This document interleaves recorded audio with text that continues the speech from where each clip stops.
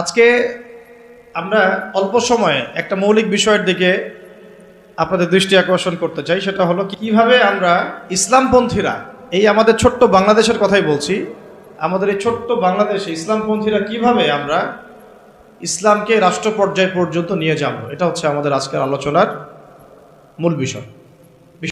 আপনাদের আসলে প্রথমে কি মনে হয় যে ইসলাম কি রাষ্ট্র ব্যবস্থায় যাওয়ার কোনো প্রয়োজন আছে না নাই?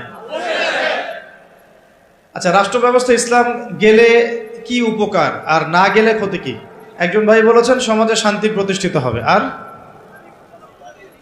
আস্তে আস্তে একজন বলেন ইসলামী শাসন ব্যবস্থা প্রতিষ্ঠিত হবে, আর দুর্নীতি হবে না, আর